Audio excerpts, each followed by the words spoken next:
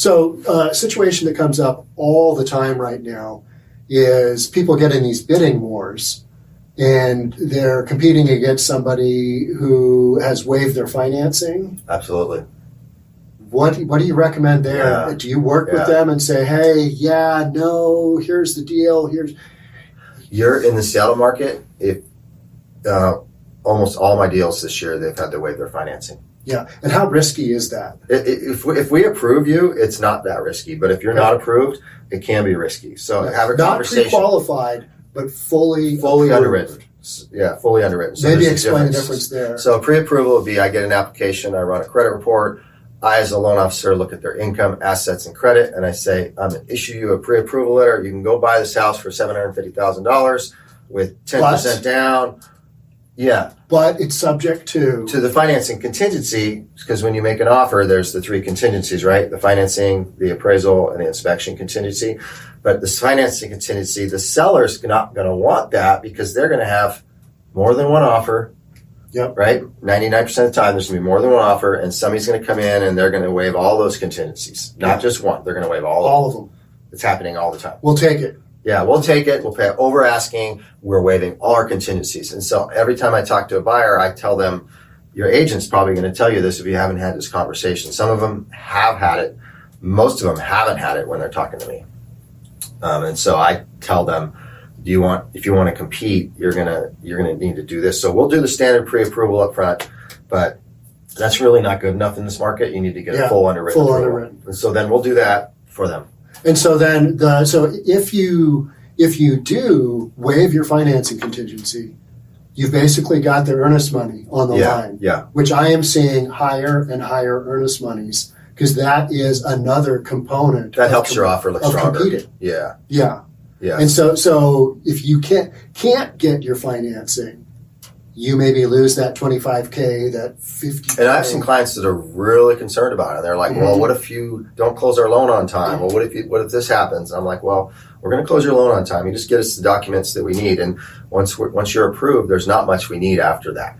We need an appraisal. We need a title report. We need an insurance binder. Yeah. And appraisal, send the funds to escrow. Appraisal and financing are kind of the unknowns. Yeah. Yeah. So you're taking a risk on that. Right. So how do you analyze that risk with your I just educate them and tell them this is your risk. If you don't think you're going to lose your job, you're securing your job, then I think you're going to be good. What about something jumping up on their credit? Would you have already looked at that if they're fully underwritten? Yeah, their credit's not being pulled again. The only thing that happens at the very end of the process is we do a soft check to see if they've added any new loans. Okay. Like you can't go out and get a car right before closing. It's shocking how many people do that. Yeah. I mean, you don't want.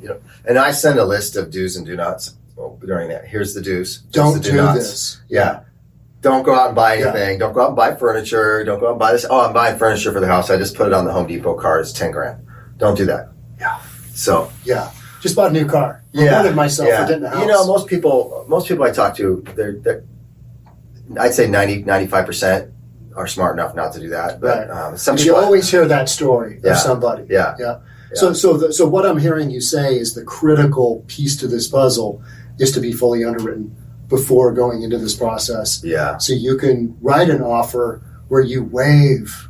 I hate to see it. Yeah. Waive that building inspection. The building inspection is the one that's the most nerve-wracking because you don't know. You're buying, say, $1 million house, and biggest investment of your life, and you're not doing your due diligence. Yeah. Now it's nice when the sellers pay for that and they do that up front. Sometimes that happens.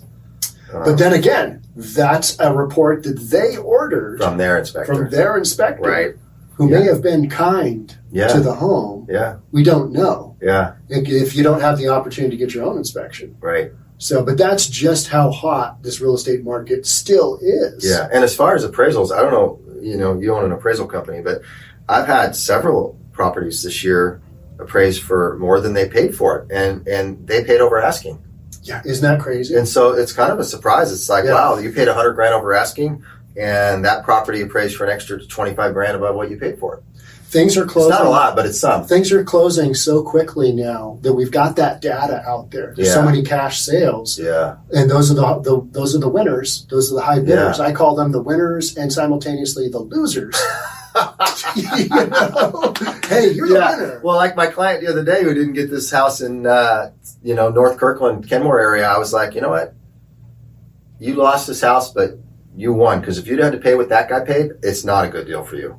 And that is, You know? and that is what the winners are facing. Yeah. Oh my gosh, my payments are going to be what? Yeah. Yeah. It's insane. Yeah. But that's just kind of the real estate market Yeah. right now. It's crazy. It is. It is. Thanks so much, and we'll have Dan's contact information in a link below. Reach out to Dan. He's a great mortgage broker. I've been working with Dan for years and years and years, licensed in multiple states, Yep. and I recommend him to anybody that's considering getting a loan. Thanks again for coming on. Thank you, Dan. Sean. Appreciate it. You bet.